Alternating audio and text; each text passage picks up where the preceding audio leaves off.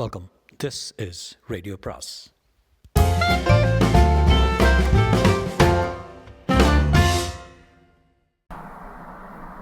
அனைவருக்கும் அன்பு வணக்கம். கொஞ்சம் சிறுகதைகள் பண்ணலாம் அப்படின்ட்டு பார்க்குறேன். இந்த ஒரு ஆன்லைனாக கொஞ்சம் சிறுகதைகள் பழசு தான், புதுசு கிடையாது, கிடச்சிது தமிழில். சிலதெல்லாம் நான் முதல்ல படிச்சிருக்கேன், so I won't do it. படிக்காத சிறுகதைகள் இருக்குது, அது நேரேட் பண்ணலான்ட்டு. இன்றைக்கு காசி அப்படின்னு ஒரு சிறுகதை எழுதியவர் பாதசாரி. காசி பை பாதசாரி.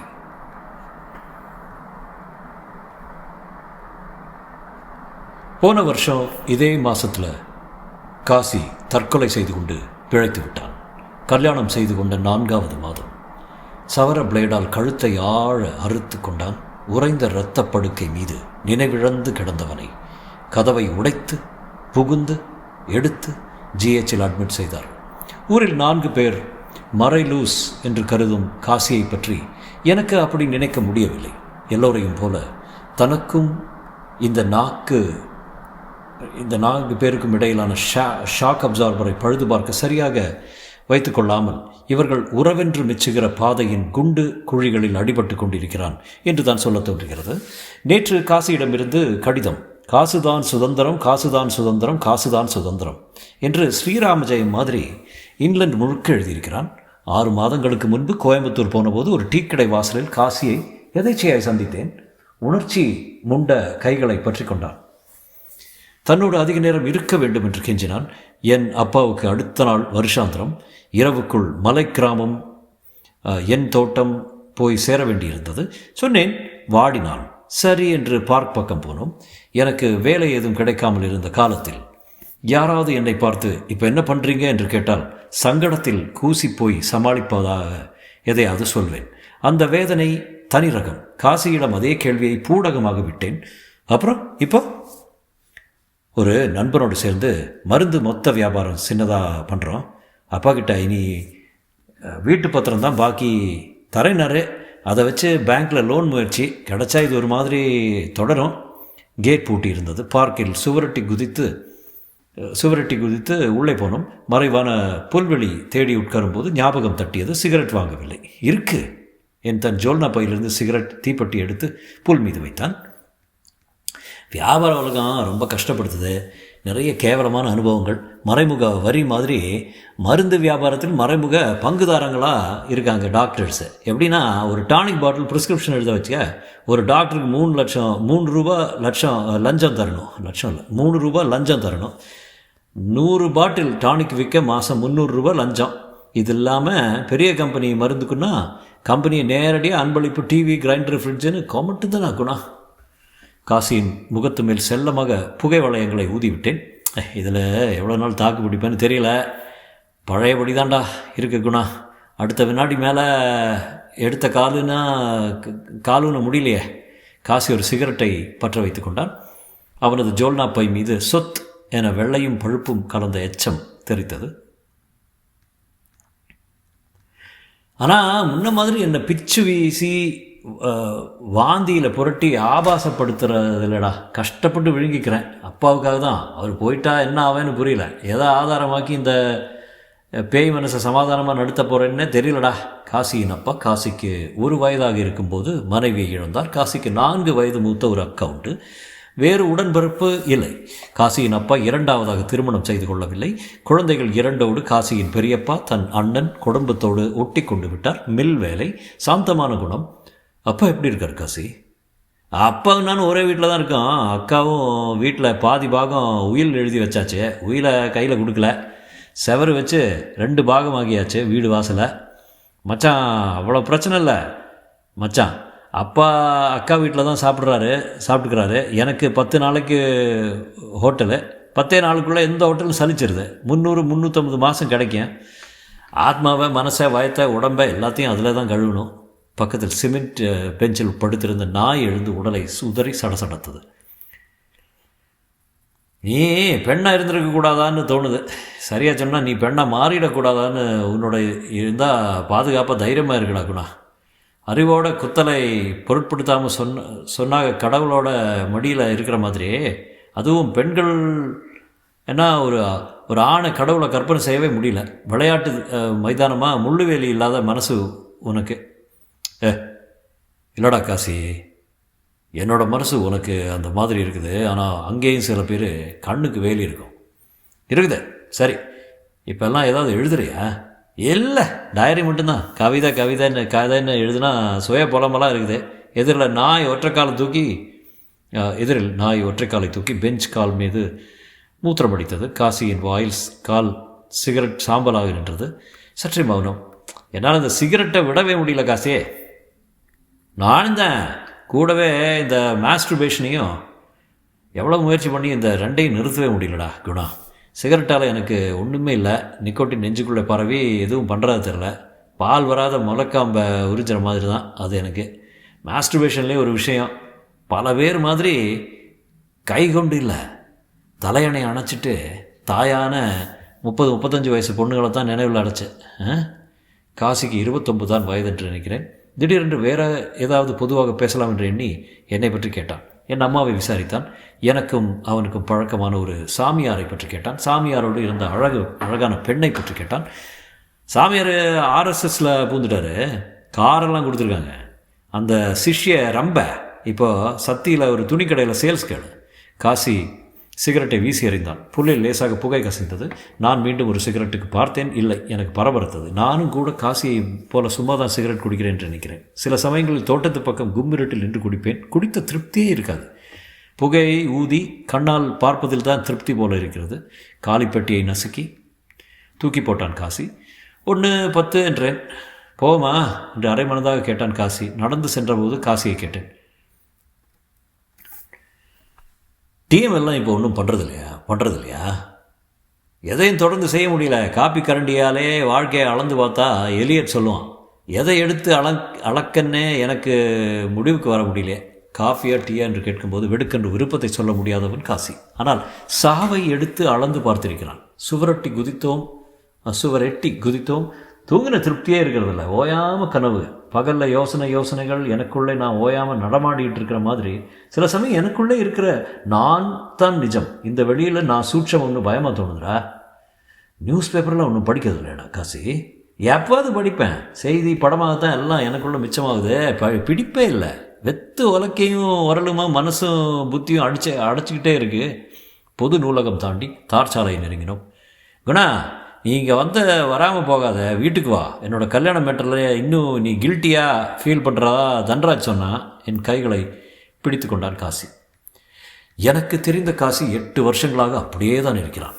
கர்ப்பம் விட்டு வெளியேறிய பின் அவனுடைய நினைவு பாதையில் முதலடி பற்றி ஒரு முறை காசி சொன்னான். அவன் அம்மா இறந்து 6வது மாதமோ வெயிலில் கற்றாழை அடர்ந்து சூழ்ந்த ஒரு வரட்டு இட்டேறி வழியே பாட்டியின் இடுப்பில் கதறிக்கொண்டு வருகிறான் காசி.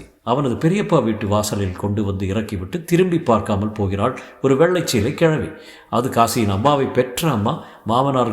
மாமன்மாரின் பகல் தூக்கத்தை கலைத்து குழந்தையை அழுதால் யாரால் சகிக்க முடியும்? காலேஜ் பருவத்தில் தான் காசி எனக்கு நட்பானான். ஹிப்போக்ரஸியை அம்பலப்படுத்தி எங்களை பரிகசித்து கொண்டு கில்லாடிகளாக உணர்ந்து குதூகலித்து திரிந்த எங்கள் நட்பு புத்தகங்கள் மூலம் பலப்பட்டது. வித்தியாசமானவர்களாக மாற்றி மெச்சிக்கொண்டு நடந்தோம். ஆதவனை ரசித்து படித்தோம். புவியரசுவை நேரில் சந்தித்தோம். காசிதான் கூட்டி போனான். மெல்ல மெல்ல ஜானகிராமன், லாசாரா, பிச்சமூர்த்தி, அசோகமித்ரன், சுந்தர ராமசாமி என்று ஈடுபாடு கொண்டோம். மௌனி புரியாத போதும் பயங்கரம் என்ற பாவனை பூண்டு பாராட்டினோம். இடையில் நான் படிப்பதில் ஏனோ தேங்கி போனேன். பெண் வேட்கை பட்ட பின்பு விவேகானந்தர், பித்துக்குள்ளி, முருகதாஸ், ரஜினீஷ் என்று கலவையாக ஜல்லி கலக்க ஆரம்பித்து விட்டோம். இப்போது ஜேகேவை அடிக்கடி படிக்கிறேன். அரசாங்க வேலை கிடைத்து கடலூர் போன பின் தான் காசியின் நெருக்கத்தை இழந்து விட்டேன். ஆவேசமாய் பாய்ந்து அரை கிணறு தாண்டும் சுபாவம் சிறு வயதிலிருந்தே காசிக்கு இருப்பதாக தெரியவில்லை. அவனுடைய பள்ளி வாழ்க்கையை பற்றி அதிகம் அவன் சொன்னதில்லை.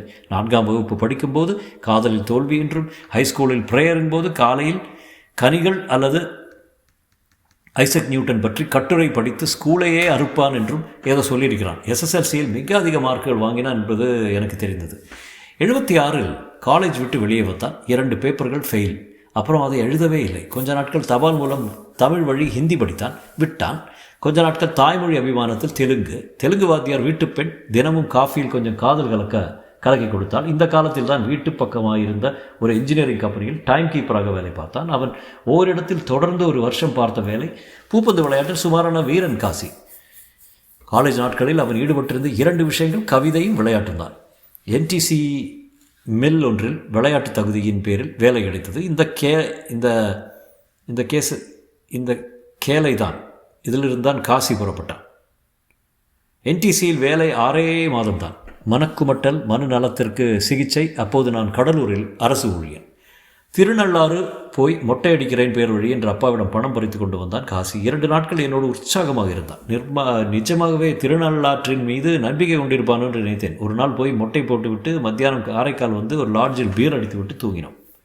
சாயங்காலம் காற்றாட வெளியே நடந்தபோது ஒரு திடுக்கிடும் உண்மை கக்கினான் காசி. உண்மையிலேயே நான் ஒரு பாவி, காயவண்டா குணா. அன்பான அப்பாவை ஏமாற்றிட்டு இருக்கேன். எனக்கு ஒரு பிரச்சனையும் இல்லை. டாக்டர்களே ஏமாற்றி நடிக்கிறேன். எனக்கு வேலைக்கு போக பயமாக இருக்குடா. Fear of responsibility and freedom டா. எந்த புத்தகத்தில் படித்த இந்த இங்கிலீஷ் வரிய? பொறுப்பு பற்றின பேடித்தனம் சரி, அதனடா சுதந்திரம் பற்றின பயம். சுதந்திரத்தையே தப்பாக புரிஞ்சிருக்கு. நீ மேதாவிங்கிற பிம்பத்தை வளர்த்தி வச்சுக்கிட்டு பிம்பத்தோட கர்வத்துக்கு பங்கமாக இருக்கிறதோட வேலை செய்கிற இடம். நீ முட்டாளா? இல்லைடா குணா, எனக்கு ஜாப் ஒத்து வரலடா. எந்த ஜாபுமே ஒத்து வராது. என்னால் கடிகார மிரட்டலை சகிக்க முடியல. தினம் ஒரே நேரத்தில் அதை செய்கிறது, செயற்கையாக டான்னு ஒரே நேரத்தில் எந்திரிக்கிறது, செயற்கையாக தினமும் ஒரே நேரத்தை பிடிச்சிக்கிட்டு வெளியே உட்கார்றது, கண் டயத்துக்கு குளியல், கட்டுப்பாடான தினங்கள் எனக்கு சலிக்குதுடா. வெறுத்து கொமட்டி. இதுக்கு மேலே பொறுப்புன்னா பயம் வேறு. அதிகாரி உருட்டல், ஓவர் டைமு. அப்பா படுபாவே. எனக்கு உள்ளொரு சத்தியமான ஆசை என்ன தெரியுமா? சொல்லு. எங்கேயாவது காட்டுக்குள்ளே மலைப்பக்கம் ஓடி போயிடணும். போய் ஆதிவாசிகளோட ஆதிவாசி ஆகணும். முட்டாள. ஆதிவாசி கூட்டத்தில் மட்டும் பொறுப்பு சுதந்திரம் பற்றின பயம் இருக்காதுங்கிறியா? அங்கேயும் தாளம் இருக்குதா, கட்டுப்பாடு இருக்குது. காசி பதில் பேசவில்லை. நான் எதிர்பார்க்கவே இல்லை. திடீரென சட்டையை கழட்டினான். இடுப்பில் லுங்கியை இழுத்து நழுவ விட்டான். ஜட்டி போட்டிருக்கவில்லை. படுபாவியின் வலது தோள்பட்டை விரைத்து பலகை மாதிரி இருந்தது. தள்ளவே முடியவில்லை. கனம். லுங்கியை பலவந்தமாக சுற்றி மெல்ல அணைத்தபடி தள்ளி கொண்டு போனேன். பெட்டி கடையில் சோடா வாங்கி முகத்தில் தெளித்தேன். கொஞ்சம் வாயில் புகட்டி லாட்ஜுக்கு கூட்டி போனேன். இரவு 11 மணி விழித்து கொண்டான். இரவு உணவு சாப்பிடவில்லை. நான் கலவரப்பட்டு வருத்தமாக உட்கார்ந்திருந்தவன் அருகே போனேன். மொட்டைத்தலை சொட்டை இல்லாமல் வியர்த்திருந்தது. தோளை தொட்டு பரிவாக கட்டிலோரம் உட்கார்ந்தேன். எழுந்து உட்கார்ந்தான். இடுப்பில் லுங்கி இருந்தது. இருக்காமல் முகம் உப்பி இருந்தது. பசிக்குதா என அவன் கைகளை மெல்ல பிடித்து விட்டது தான். எதிர்பார்க்கவில்லை. மூக்கும் கோண அப்படி ஒரு அழுகை. பெருங்குரல் எடுத்து முகம் விம்ம. எனக்கு எரிச்சலாகவும் பயமாகவும் துயரமாகவும் ஆகிவிட்டது. பக்கத்து ரூமில் எல்லோரும் எழுந்து வந்தான். அவன் முகத்தை அப்பி அடக்க பார்த்தேன். முடியவில்லை. நான் 1/2 மணி நேரம் அடங்கவில்லை. மழை விட்ட விசும்பல் மாதிரி வேறு. நான் லைட்டை அணைத்து விட்டேன். நல்லா தூங்கினியா? தூங்கினேன் என்று காசியின் பதிலில் வாட்டம். காலையில் 8 மணிக்கே சாப்பிட போனோம். என்ன காசி சொல்லுடா. ராத்திரி ஒரு கனவு. மனசு கஷ்டமாக இருக்குடா. என்ன சொல்லு. வனாந்திரத்துக்குள்ளே மத்தியான நேரம் மழை பெஞ்சு ஓய்ஞ்சிருக்கு. பிரம்மாண்டமான சிலை ஒன்று மாரில் மொகஞ்சு பாலை குடிச்சிட்ருக்கேன். திடீர்னு என்னென்னா புணர்றா மாதிரி. முகம் சரியாக தெரியல. விழித்த போது அந்த கனவு முகம் மனசை கஷ்டப்படுத்துச்சு. ஏதாவது சினிமா போகலாமா என்று பேச்சை மாற்றினேன். காசிக்கு கல்யாணம் என்று ஒன்று நடந்ததற்கு நானும் முக்கிய காரணம். முதற் காரணம் பெண்களுடன் காசியின் அனுபவம் ஒன்றை கூட அவன் என்னிடம் ஒழித்ததில்லை. பியூசி படிக்கும்போது பக்கத்து தெருவில் பெட்டிக்கடைக்காரரின் பெண்ணுடன் காதல். 17 வயது பெண். காசியின் அன்றைய பாஷையில் தேவதை. உணவாக பெட்டிக்கடை பொறி, வேர்க்கடலை அதிக நாட்கள் தின்று வளர்ந்த அந்த தேவதைக்கு திடீரென மஞ்சக்காமாலை ஒரு நாள் சாம்பல். காசி இந்த தேவதையின் பெயர் சேர்த்து புனை பெயர் வைத்துக்கொண்டு கண்ணாமூச்சு என்ற ஒரு குட்டி கவிதை தொகுப்பை பின்னாலே ஒன்றுவிட்ட அண்ணன் அச்சகத்தில் வேலை பார்த்துவிட்டு வெளியிட்டான். வேலை என்றால் தொகுப்பு அச்சடித்து முடியும் வரை வேலை. காலேஜ் முதல் வருட நாட்களில் கவிதையுடன் 2 குட்டி காதல்கள். ஒரு பெண் மூவா ரசிகை. கெமிஸ்ட்ரி படிப்பு எதிர்வீடு. துணைப்பாடம் கணக்கு. சாக்கில் காசி அடிக்கடி மூவா ரசிகையிடம் போனான். ஒரு முற்பகல் குளிக்கும்போது சுவரட்டி விட்டு விரகதாபத்தில் பெயர் சொல்லி கத்தி விட்டான். முகத்திலேயே விழிக்க வேண்டாம் என்று கதவை அடைத்து கொண்டு விட்டது அல்லி. இன்னொரு பெண் வெளியே அங்கு இவன் நெஞ்சில் சாய்ந்தாள். வேலையில்லா பட்டதாரி பெண்ணு. வேலை கிடைத்து பொள்ளாச்சி போய்விட்டான். சந்திப்பே இல்லை. கடிதங்களுக்கு பதில் இல்லை. காசி என்டிசியில் வேலையை தொலைத்துவிட்டு ஊர் சுற்றி கொண்டிருந்த காலத்தில் அப்பா ஜேபியில் 10 ரூபாய் திருடி கொண்டு ஒரு நாள் பொள்ளாச்சிக்கு பஸ் ஏறினான். 2 ரோல்டு கோல்டு காது ரிங்குகளை வாங்கி கொண்டு போய் சாயங்காலம் போஸ்ட் ஆஃபீஸ் வாசலில் அவளை சந்தித்தான். அவள் முகம் கொடுக்கவில்லை. ரிங்குகளை நீட்டினான். என்னை பார்க்க வராதே, எங்கள் அண்ணாவுக்கு லெட்டர் எழுதுவேன், வேறு வேலையில் உனக்கு மென்டல். காது அலங்கரிப்புகளை சாக்கடையில் விசிறிவிட்டு எச்சில் விழுங்கியபடி கூசி நடந்தான் காசி. இன்னொரு காதல் 2 வீட்டிலும் அம்பலமாகிவிட்டது. காசியின் பிடிவாதத்தால் காசியின் அப்பா பெண் கேட்டு போனார். வேலை எதுவும் பார்க்கட்டும், யோசிக்கலாம் என்று சொல்லி அனுப்பினார்கள். காசி வேண்டா வெறுப்பாக வேலை தேடினான். கல்யாணத்துக்கு எதுவுமே செலவே வேண்டாம், அந்த பணத்தில் ஏதாவது தொழில் செய்கிறேன் என்று கெஞ்சி பார்த்தான். காசியை பற்றி எல்லாம் தெரிந்திருந்தும் அந்த பெண் அடம்பிடித்தாள். அவர் வேலைக்கு போலன்னா பரவாயில்ல, 4 எருமை வாங்கி கறந்தூத்தி நாங்கள் பொழுதுபோக்குவோம் என்று சொன்னாலாம். பொருளாதார முகத்தின் சூதுவாது தெரியாத பெண் ஒரு போலீஸ்காரருக்கு மனைவியாக போனாள். அப்புறமும் காசி எங்குமே வேலைக்கு போகவில்லை. பிஸ்னஸ் என்ற பெயரில் யாருடனோ சேர்ந்து ஊர் சுற்றினான். மெட்ராஸ், பெங்களூரில் வேலைக்கு இன்டர்வியூ என்று அப்பாவி தந்தையை ஏமாற்றி பணம் பிடுங்கி போய் செலவழித்து விட்டு திரும்பி வந்தான். ரேடியோ நிலையத்தில் தினம் போய் குழாவினான். நாளொரு தகவல் உங்கள் கவனத்திற்கு என்று கண்டதை எழுதி காசு வாங்கினான். மாதம் 75, 100 என்று வருவதை டீ, சிகரெட்டு, கள் என்று செலவழித்து சுற்றினான். பிஸ்னஸ் நண்பர்களுக்காக எங்காவது அனுப்பினால் பஸ் ஏறி போய் காரியம் செய்வான். செலவுக்கு கொடுத்து எங்காவது அனுப்பினால் போதும் குஷி. வீடு அண்டுவதில்லை. மச்சான் இல்லாத சமயம் சமையல் கட்டில் நுழைந்து விடுவான். மச்சானுக்கு ஆஃப் நைட் மில் ஷிஃப்ட் என்றால் 3 மணிக்கு வீடு வந்தால் 2 தடவை உணவு. அப்பா மில்லை விட்டு நின்றதால் பெற்ற பணம் பாதிக்கு மேல் கரைந்து விட்டது. மச்சானுக்கு 4 குழந்தைகள், 2 பெண், கூடவே பராமரிப்பாக 3 மாடுகள். அவர் கஷ்டம் அவருக்கு.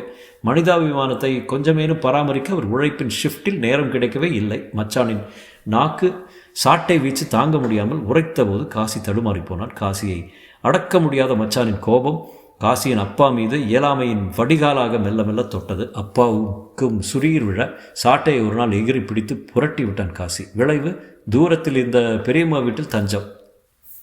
ஏ மச்சான்னே, கொம்பன்னேன், குட்ரா வீட்டு வாடகைன்னேன் என்று மாதம் 400 ரூபாய் வாடகை போட்டு விட்டார்கள் அப்பனும் மகனும். எல்லாம் காசிக்காகத்தான். உண்மையில் காசியின் அப்பாவுக்கு மகன் மீது அளவு கடந்த பாசம். காசியின் மீது அவன் அக்காவுக்கும். காசியின் மச்சானும் வேறு யாரும் இல்லை, காசி சொந்த அத்தை மகன். பெரியம்மா வீட்டில் காசிக்கு நிலைமையை முற்றி கொண்டு வந்தது. மனநோயாளி போல் நடித்து திரிந்து காசிக்கு மெய்யாகவே லேசாக மனநோய் தாக்கியது என்று தான் நினைக்கிறேன். ஒரு பைத்தியக்காரனுக்கும் எனக்கும் என்ன சின்ன வித்தியாசம் என்றால் நான் பைத்தியம் இல்லை, அவ்வளவுதான் என்று யாரோ ஒரு மேலை பெயர் சொன்னதாக சொல்லி திரிந்த காசியின் சுய எள்ளலையும் கடந்து மெல்லவே மன ஆரோக்கியம் குறைந்தது. ஆனாலும் அங்கே வீட்டில் இருந்த காலத்தில் நிறைய படித்தான் என்று தெரிகிறது. எனக்கு புரியாத கவிதைகள் நிறைய எழுதினான். நான் பதிலே போடவில்லை. ஒரு வினாடி கூட காலூன்ற முடியாமல் கொந்தளித்தான் காசி.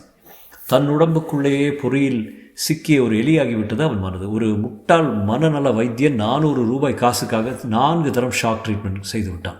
கறிவேப்பிலை கருகும் வாசனை தலைக்குள்ளிருந்து வினாடி தோறும் அடிப்பதாக மனப்பிரமையில் பரிதவித்து போனானாம் காசி. நிறைய மாத்திரைகள், மனம் அடங்கவில்லை. ஷணப்பித்தன் ஷணச்சித்தன் என்றானான் காசி. 10 அடிக்குள் 3 திசை. இந்த மலை கிராமத்திற்கு வருகிறேன் பேர் வழி என்று 4 முறை பஸ் ஏறியவன் ஒரு தரம் 40 கிலோமீட்டர் வந்துவிட்டு திரும்பி 2 முறை 100 கிலோமீட்டருக்கு டிக்கெட் வாங்கிவிட்டு 6வது கிலோமீட்டர்லேயே திரும்பி விட்டானாம். ஒரு ஜென்னிங் ஃபேக்டரியில் பஞ்சு பிரிக்க போகும் உறவுக்கார பெண்ணை கல்யாணத்திற்கு கேட்டு அப்பாவை வாதித்தான். பெண் யாரும் இல்லை, பெரியப்பாவின் பேத்தி. பெரியப்பா இறந்தவுடன் சொத்து பிரிப்பில் ஒரே அண்ணனோடு ஜன்ம பகை சேர்ந்து விட்டதால் உறவற்று போன காசிக்கு ஒன்றுவிட்ட அக்காவின் பெண். பெரியம்மாவுக்கு இந்த ஏற்பாட்டில் ரகசிய சம்மதம். காரணங்களில் சொத்தும் ஒன்றாக இருக்கக்கூடும், தெரியவில்லை. அப்பாவும் யாரையோ பார்த்து கேட்டுவிட்டான். பெண் கேட்க என்ன தைரியம் என்று அப்பன் குடிகாரன் தூதுவரை ஏசி அனுப்பினானாம். ஏதோ ஒரு பொண்ணுப்பா, கல்யாணம் ஆனால் எனக்கு எல்லாம் சரியாயிடும். இந்த சொந்தக்காரங்க வீட்டில் எத்தனை நாளைக்கு எண்ணி பார்த்தா பயமாக இருக்குதுப்பா என்று பச்சையாக கதறி இருக்கிறான் காசி. தவித்து கொண்டே இருந்தவன் ஒரு மாலையில் தேங்காய் பர்ஃபியில் கடித்து கொண்டே 2 பாட்டில்கள் டிக் 20யை காலி செய்தான். விஷயம் தெரிய பெரியம்மா அவசரமாக நாய்ப்பியை கரைத்து வாயில் ஊற்றிவிட்டாள். மீண்டும் வேறொரு மனநல டாக்டர் மாத்திரைகள். திடீரென்று ஒரு சாயங்காலம் இம்மலை கிராம தோட்டத்திற்கு வந்தான்.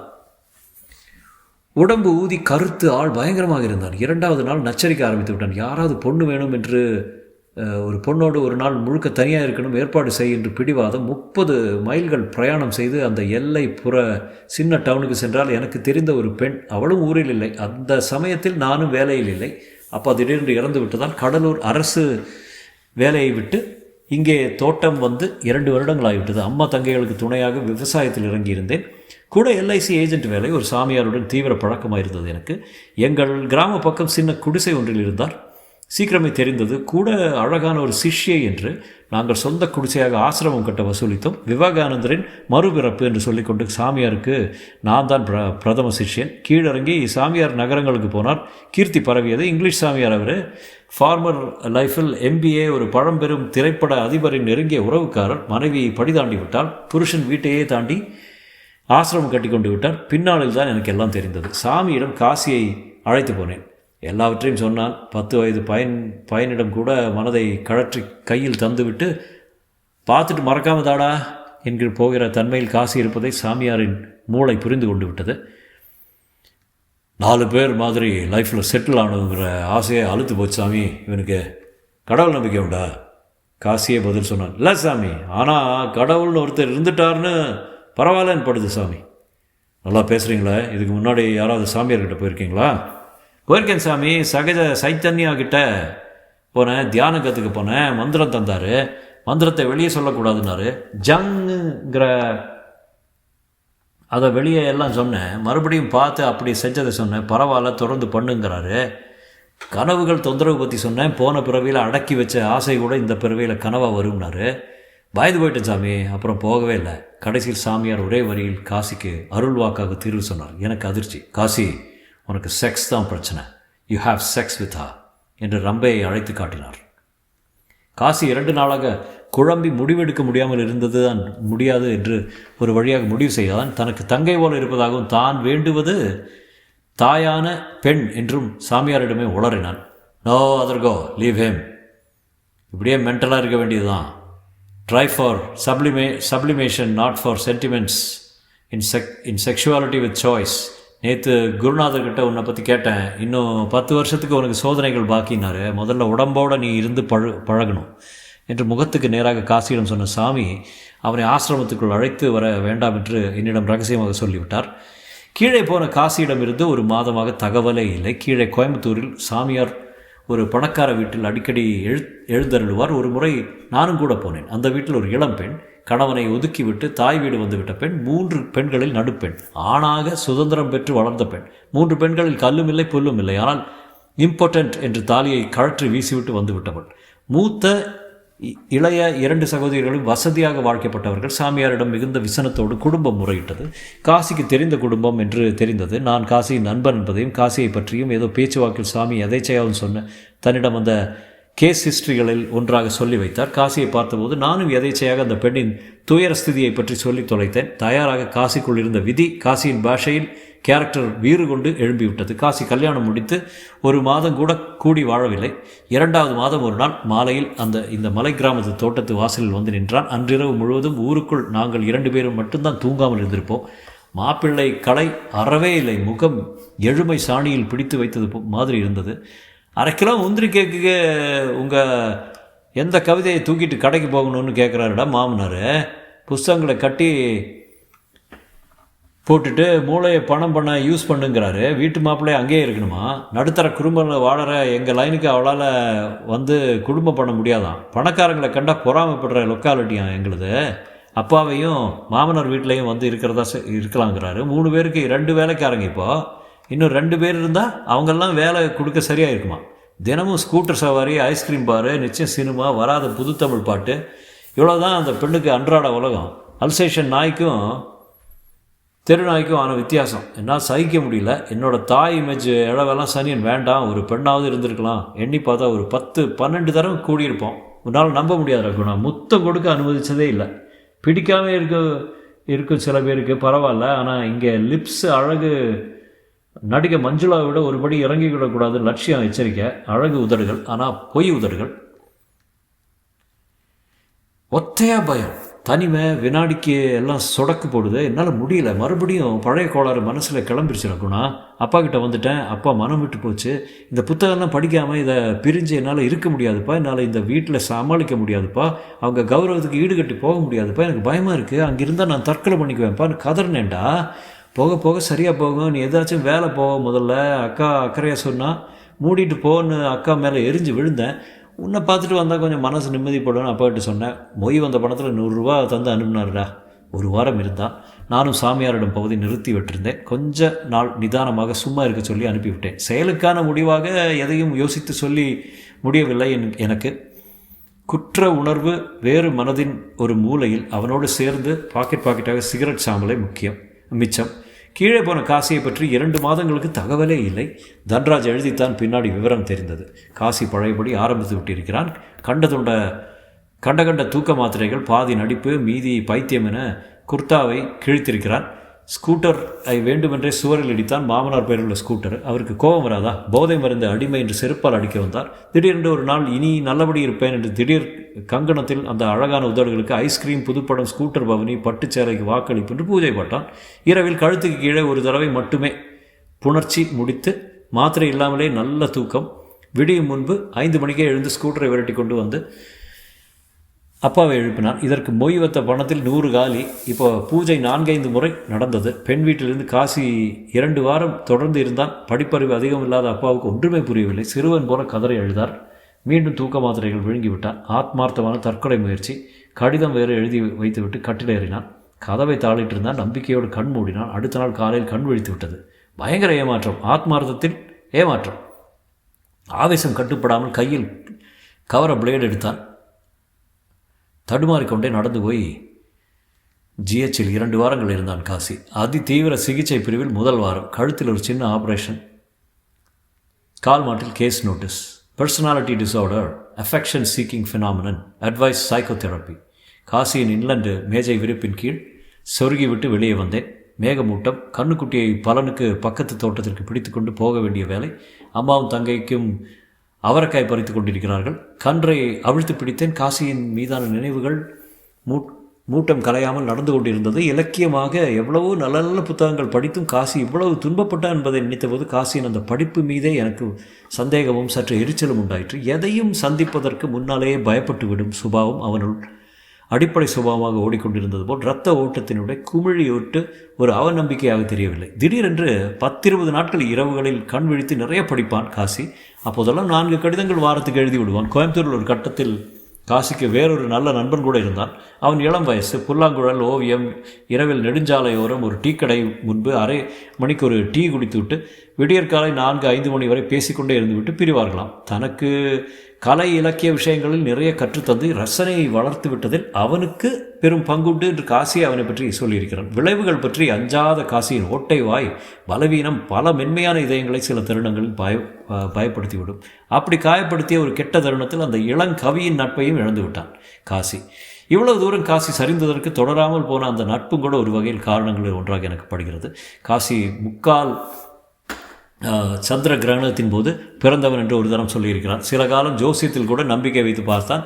தன் மன வழக்கப்படி அதையும் விட்டான் இடையில். அவன் வரையில் எதுவும் உறுதியில்லை என்கிற போய்கொண்டிருக்கிறவன் தாஸ்தாவ்ஸ்கி இந்த ஹவுஸ் ஆஃப் த ஹெட்டை தமிழில் படித்துவிட்டு எனக்கு ஒரு கடிதத்தில் எழுதினான். ஒவ்வொரு கைதியும் சிறையில் விருந்தாளிய இந்த இடம் வந்துவிட்டு போகிறோங்கிற மனப்பாங்கில் தான் இருக்காங்க. அதனாலே 50 வயசுலையும் அவன் 35 வயசுக்காரனாட்டமே நினச்சிட்டு நடந்துக்கிறான் கதை சொல்லி பெட்ரோவிச் எழுதுகிறான். ஒரு விருந்தாளியை நானும் என்ன நினச்சிட்டு இங்கே காரியம் செஞ்சுட்டு போக முடிஞ்சால் எவ்வளோ நல்லாயிருக்கும்.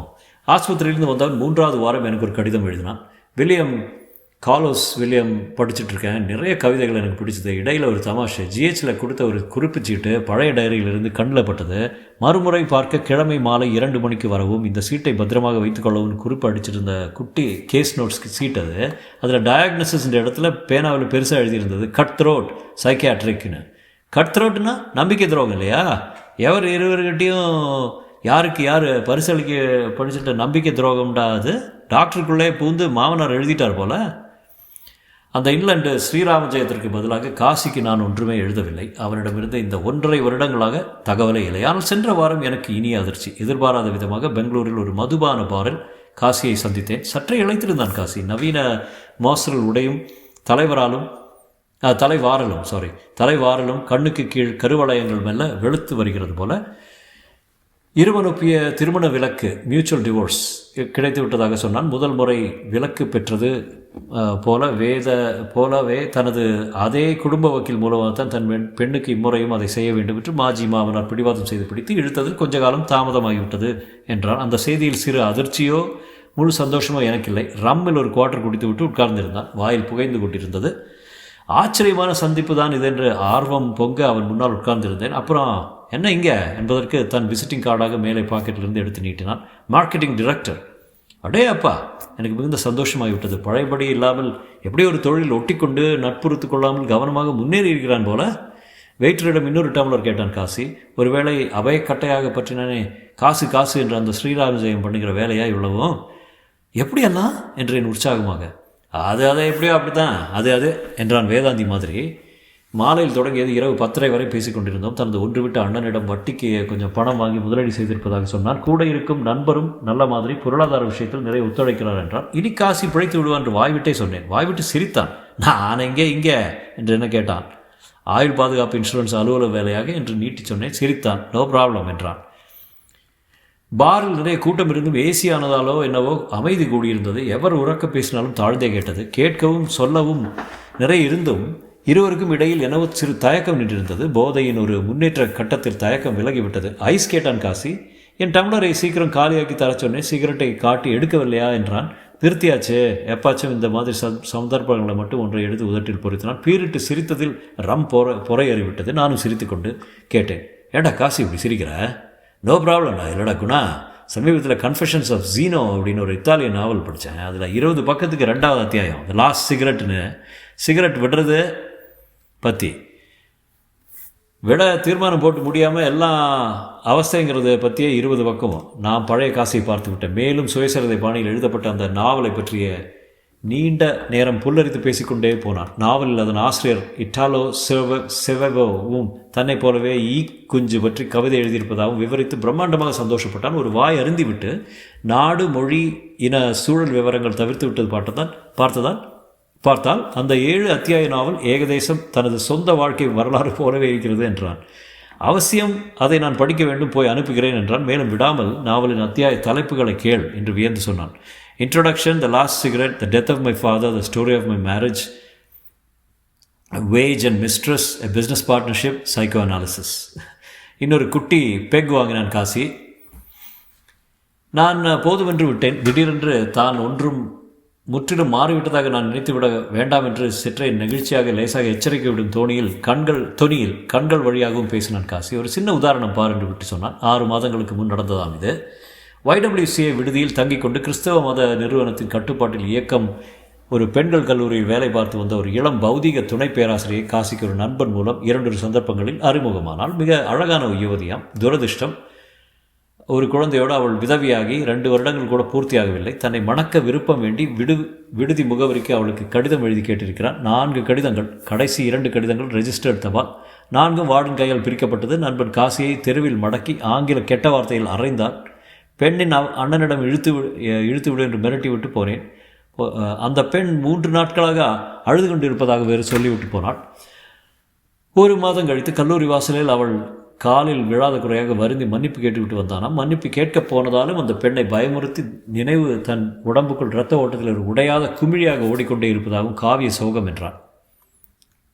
நிமிடத்தில் காவிய சோகம் பட்டுவிடும் காசியின் மனநிலை இன்னும் குறிப்பாக பெண்கள் விஷயத்தில் மாறவே இல்லை நினைத்துக் கொண்டேன். இந்த ரொமான்டிக் பார்வை ஒரு நோயாக கூறாவே இருக்கும் இன்னும் படுகிறது அவனிடம் எனக்கு. ஆனால் வேறு நிறைய விஷயங்கள் குணமாக இருப்பது பேச்சினுடைய தெரிந்தது. ஆசைப்பட்டதை அடைந்த பின்னாலும் ஒரு பள்ளம் மிச்சமாகி அதில் நலங்குமே ஒரு சோகம். அதை அனுபவித்தால் தெரியும் ஆசையின் குணம் என்று. பின்னால் பேசும்போது எதற்கோ இப்படி சொன்னான்.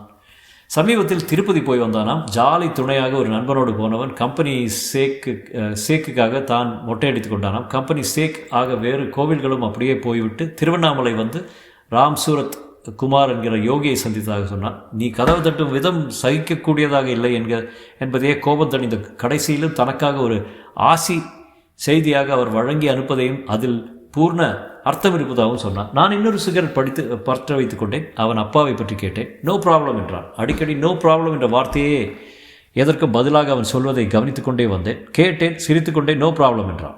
எனக்கு அந்த பதில் அருவருப்பாகவும் எரிச்சலாகவும் பட்டது. காரியங்களாக மட்டுமே செய்வதில் ஒரு விடுதலை உணர்வும் பரபரப்பற்ற பேரார்வமும் இருப்பதை கண்டுகொண்டு விட்டதால் எந்த காரியமுமே தனக்கு பேரானந்தமாக இருக்கிறது என்றான். நான் ஒரு நிமிஷம் பேசவில்லை. சொல்லும்போது அவனுக்கு நாக்கு லாவகம் கொஞ்சம் இழந்து எழும்புவதில் சிரமப்பட்டதை பார்த்திருக்கிறேன்.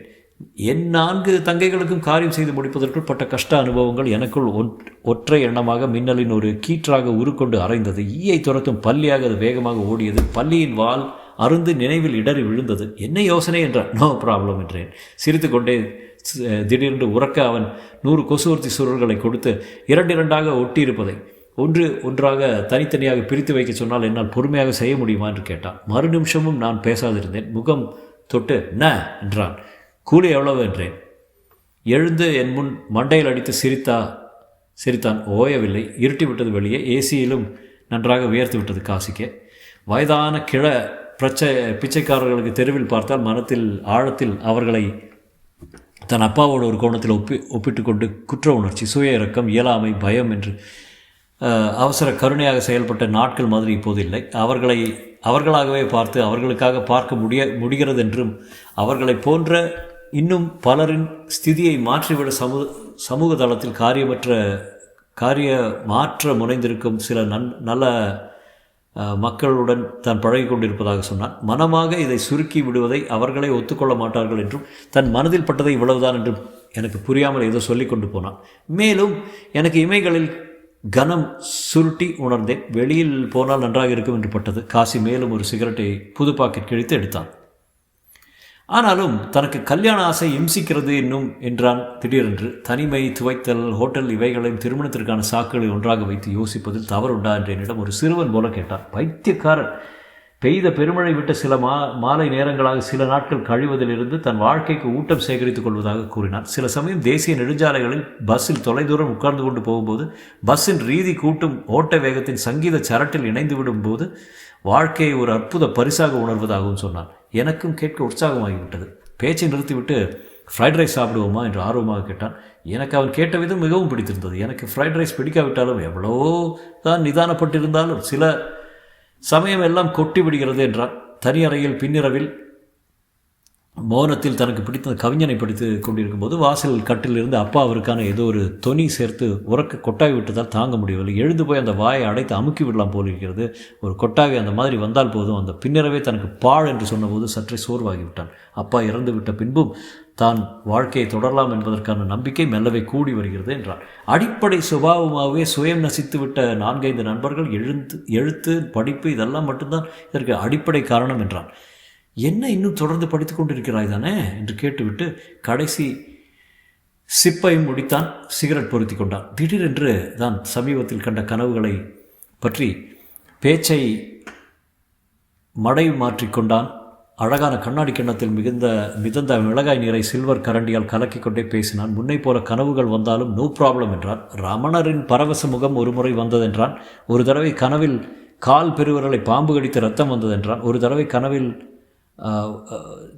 தன்னை கண்டானாம். தீவிரவாதியாக போலீசாரால் துரத்தப்பட்டு ஒரு கனவில் ஓடினானாம். ஓரிரவு நெடுஞ்சுவர் தாண்டி மலைகள் தாண்டி விண்ணில் பறந்து போவது போல கைகளால் பேரானந்தமாக கடைந்து பறந்து கொண்டே இருந்தானாம். இந்த ஒரு கனவு மீண்டும் வராதா என்று ஏக்கப்படுவதாக சொன்னவன் அடிக்கடி திரும்ப வரும் எரிச்சலூட்டும் ஒரு கனவென பரீட்சைக்கு படிக்காமலேயே போய்விட்டு ஹாலில் திணறுவதை சொன்னான்.